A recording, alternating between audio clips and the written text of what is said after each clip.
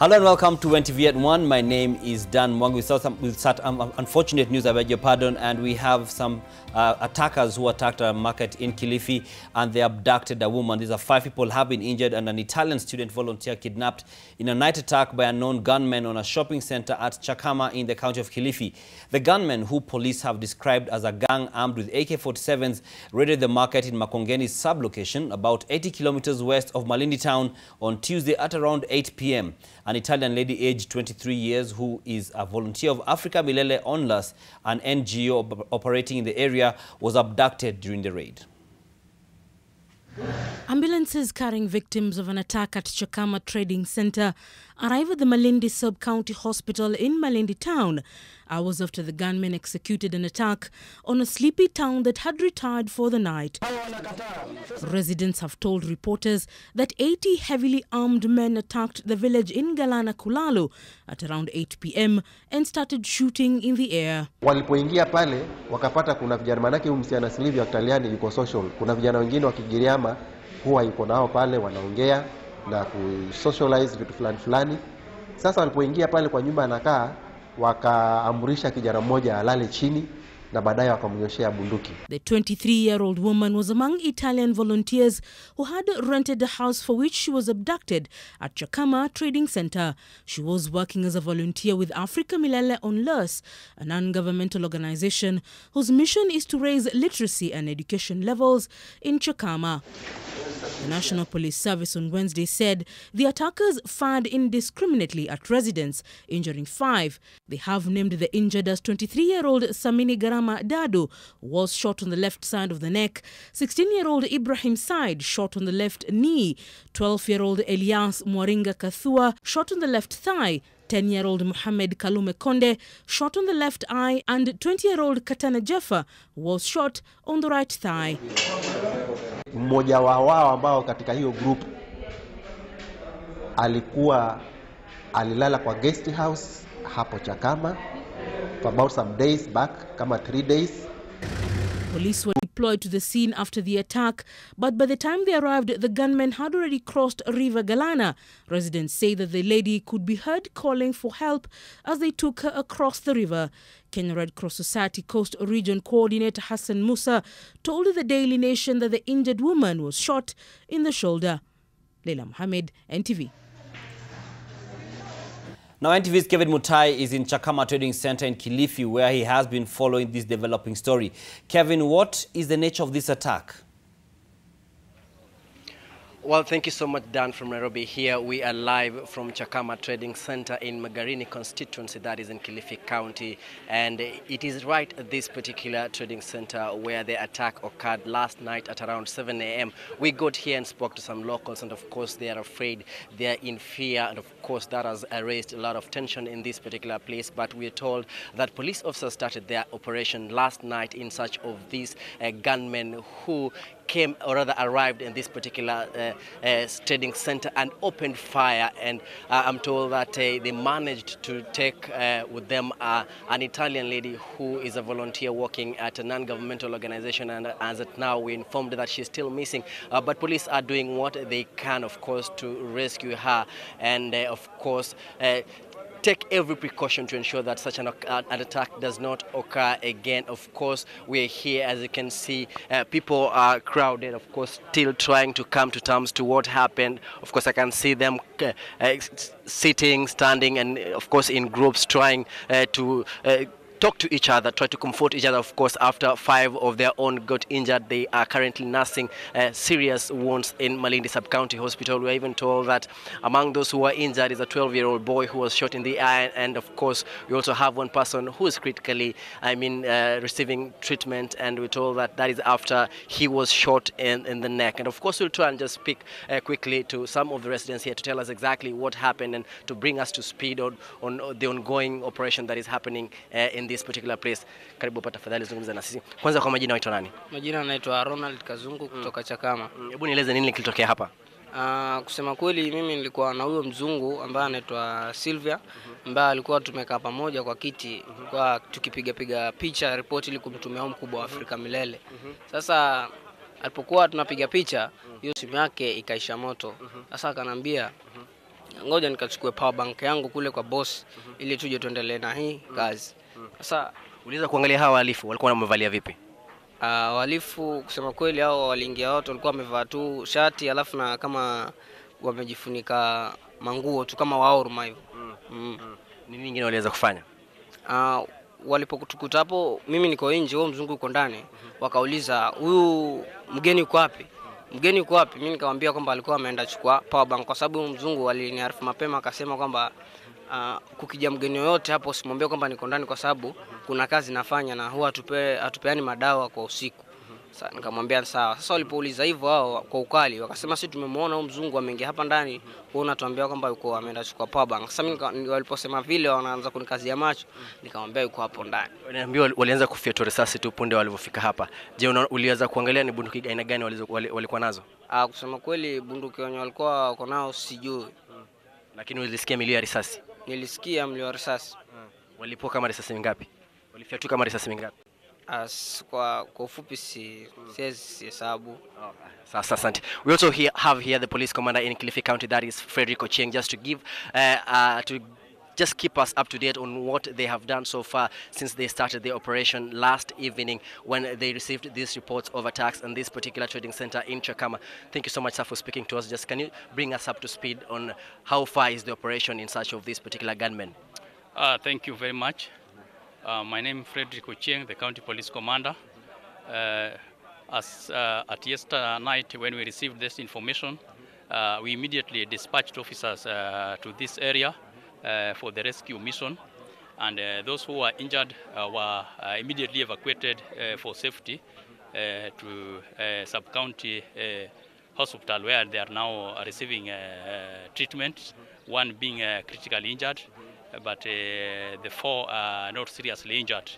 And then there was also another group that also embarked on pursuing the attackers, and that group up to now they are still out in the forest trying to follow up the attackers, because it had been established that they had crossed the river.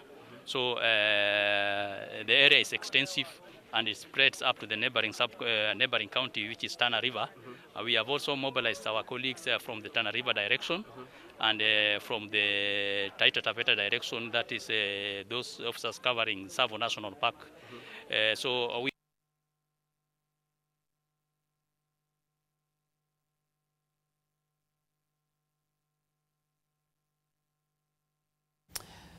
we shall be getting back to Kevin Mutai when we get an opportunity to do so once the signal stabilizes, but the gist of it is that there has been an attack that happened last night, and more information has been given on that live link. Now, the National Assembly Security Committee has summoned Interior and Coordination of National Government CS Fred Matiang'i. Committee members expressed their displeasure with the Interior CS for failing to attend sessions on 2 prior instances. Members want to question the CS on prisons, and especially matters to do with living conditions for prison officials and the lack of payment for supplies. NTV's Kennedy Murithi now joins us live. Kennedy, does CS Matiang'i have to answer the summons? Well done, the committee says that the CS has failed to appear before it twice, and they believe that he's not being serious with his work, and they do believe that the CS, that is Fred Matiang'i, is giving the committee a wide berth because he believes that they have nothing to offer. But the committee says that they are very important people and the CS should not fail to have appeared before them.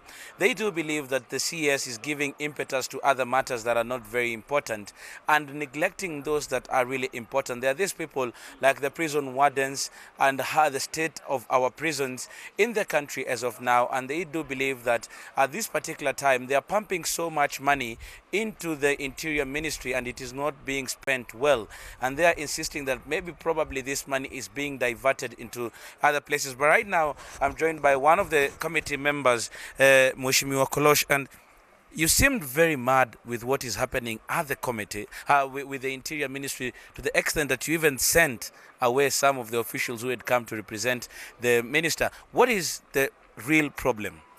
First, let me say this is a problem. And you remember the speaker himself has pronounced himself about CSS and senior government officials who do not appear in committees. And probably this is going to be the beginning of what the speaker's ruling was, The fact of the matter is that we have asked the PS correctional services to join us. We have a number of questions asked by members of parliament, through this committee that went unanswered. All the members, most of the members whose questions are pending with us are angry with our committee. And the behaviors and the actions by the CS and the officials of this ministry are seriously wanting. So our concerns are that this House and the committee and the House in general are taken for granted.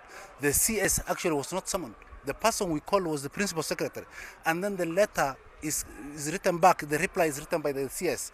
And then he says he's not available. He doesn't give the committee the reasons that are more important than this meeting that makes him unable to come. He doesn't even propose time. And that's why we want this one to be the beginning of how serious this House is going to be taken. Apart from the correctional facilities, that is the wardens and the prisons as they are right now, what other matter? I also heard that you're saying that the suppliers are not being paid. How much is this that we're talking about? You see, we have over 6 billion shillings pending bills with the correctional services. And I'm told what we hear is that, and this is from the grapevines, and that's why we wanted clarifications from the minister, is that the monies allocated for settling those pending bills are diverted and used for other purposes. And this is the clarifications we wanted. There are many other things happening in this ministry. The police reform is happening. This House and this committee is not aware of what is happening. We were called for a meeting where everybody was, and we just had it, just like anybody else. We are supposed to be following. We are supposed to be oversighting this ministry. So our anger is not specifically on the things that the people think are happening. We want the CS to take the House very serious. We want our budgets to be used prudently and for the purposes meant for. We are concerned, as the chairman had said, of issues of the purchase of the choppers of the police. We are concerned of the police reforms. We are concerned of the pending bills. We are concerned of the situation of the inmates and even the officers. And this is the things we are seeking. We have certain informations, and probably the day the CS is going to appear, and if he refuses, the actions are clear in our laws, is when we are going to see the camel's back being broken.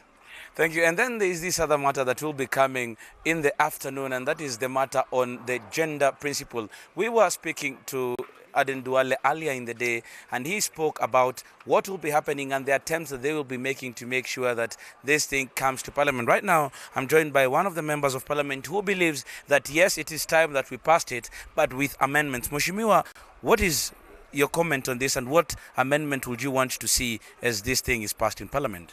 Thank you very much. First of all, I think we need to give women the chance as they are requesting. It's also in law, as in it's in the Constitution. But we need to be very clear on the formula in which we are going to nominate them.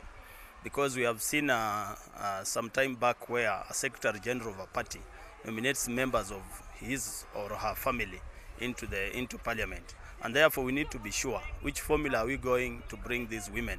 These women are proposing that if you contest with a lady and she loses, then she's nominated to Parliament. You see, you are trying to bring more competition to the elected leader who has won, because you are bringing the opponent again to Parliament and you are giving her the same benefits that the elected leader used, and therefore to come to Parliament. Therefore, we need to give them I support the bill, but with amendments. If they don't amend, I won't support. But if they amend, I will support.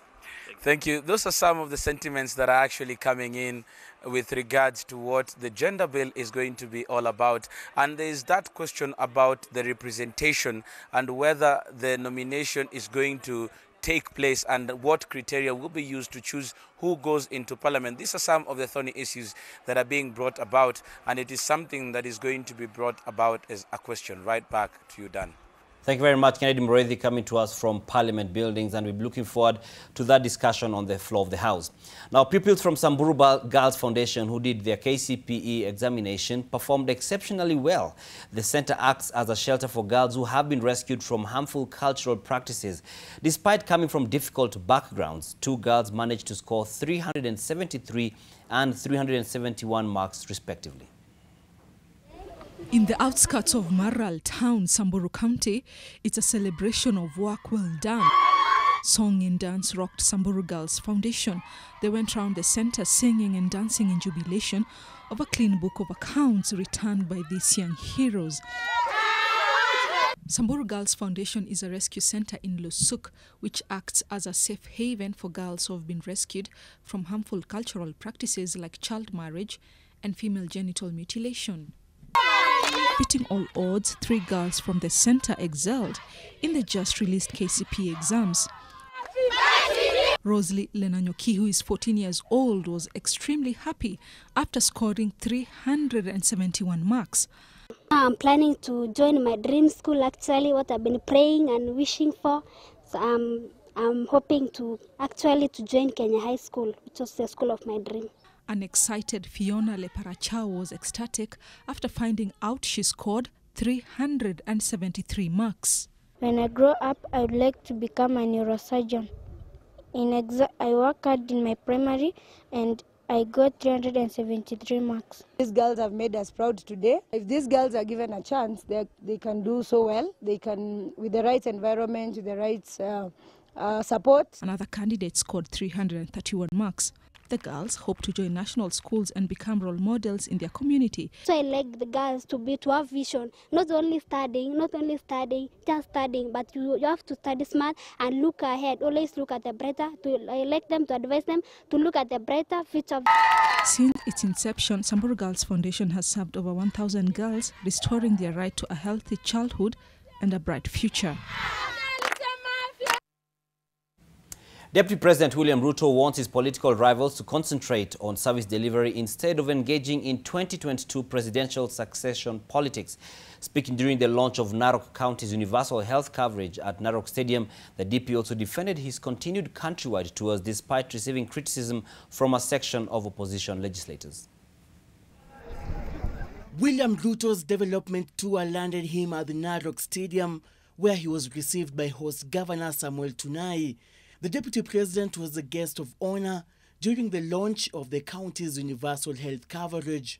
However, 2022 presidential succession politics took center stage, with the DP telling his political opponents to avoid premature campaigns and instead focus on public service delivery. Kwa sababu watu wengi wanahangaika na mambo ya 2022, wanahangaika na kusema sijui itakuwa namna gani. Mimi nataka niwaambie maneno ya 2022 wachana naye. Before 2022 iko 2019, iko 2020, iko 2021, hiyo bado iko mbali. The DP also vowed to continue with his countrywide development tour, stating that it is in line with the government's execution of the Big Four agenda to all the 47 counties. Nafasi ya sasa ni nafasi ya kufanya kazi ya wananchi. Hiyo ya barabara, hiyo ya maji nimesema hapa, hiyo ya hospitali iko pale, ile maneno ya NHIF tuko nayo hapa ya kuzalisha chakula, hiyo ndio kazi ya saa hizi.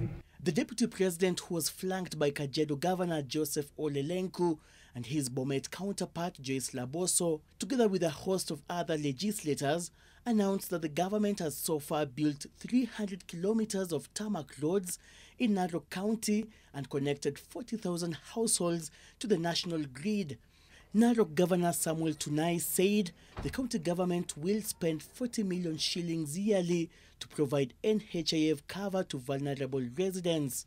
Hii kadi ya NHIF itaweza kupunguza gharama ya hospitali, inaweza pia kuona ya kwamba hautauza shamba yako ama ng'ombe yako ama hata mbuzi zako.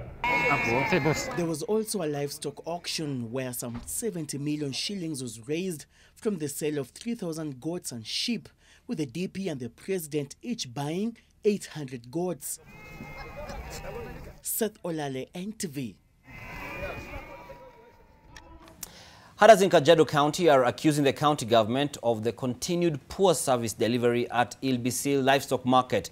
The angry herders say lack of water is a perennial problem at the market and has negatively affected the Ilbisi slaughterhouse within the livestock open market. According to the herders, despite paying operational fees to the county government, the market lacks proper structures, including livestock holding sheds. Ilbisi is a once-per-week market, and every market day, more than 10,000 cows and goats are sold. Now, coming back to the county of Nairobi, and some businessmen in Githurai have protested demolition of their premises by the Kiambu County government, which says it wants to pave way for the construction of a bus park and a market. The traders dealing in merchandise such as electronics, food, clothing, furniture, among others, accuse the county government of conducting demolitions without compensating them for their lost land and their businesses. They also accuse the county government of Kiambu, that is, of failing to give them a vacation notice before moving in to demolish the building. The county government says the move is aimed at reclaiming some of the public land that had been grabbed by individuals, an accusation that the traders denied, saying they had permits to prove they constructed on the land legally. They are now demanding compensation by the county government.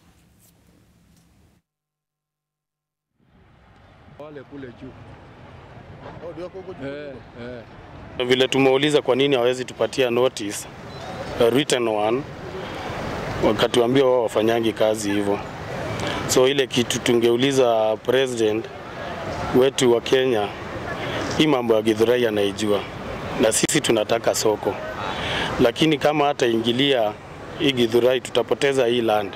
It has really affected me because sasa vile nitaanza, sina vile nitaanza, kwa sababu notice ile tulipoa ilikuwa very short notice. Na vile tunaona wametupatia, wamebomoa, na bado ujenzi ile wanataka kujenga bado hawajajenga. So tunashangaa ni kwa nini county government inakuja namna hiyo bila kutupatia notice, bila mpangilio, na kutuambia wanachukua wafanye ofisi zao. Na already we have documents zile zinaonyesha the money we should be paid na compensation ile ambayo inafaa kufanyika. Slight correction on my part, that is not Nairobi but Kiambu County. Now, a 10-year-old boy went missing in Nairobi at the T-Room bus stage on Tuesday just as he was about to travel to Karatina with his mother and two siblings. Dann Mwangi, a class 4 student at St. Thomas Primary School, went missing yesterday at 3 p.m. According to his mother, Eunice Mwehaki, she was holding the two other children, and Gerald, the firstborn, was walking beside her before he got lost in a crowd near T-Room where they were to board a matatu. He was wearing a blue pair of jeans, red sports shoes, and a navy blue sweater. The parents have reported the incident to Kamukunji and Central Police stations. The family is now pleading with anyone who might have seen him or who has any information to report to the nearest police station or contact number 0715 889246. That is 0715 889246.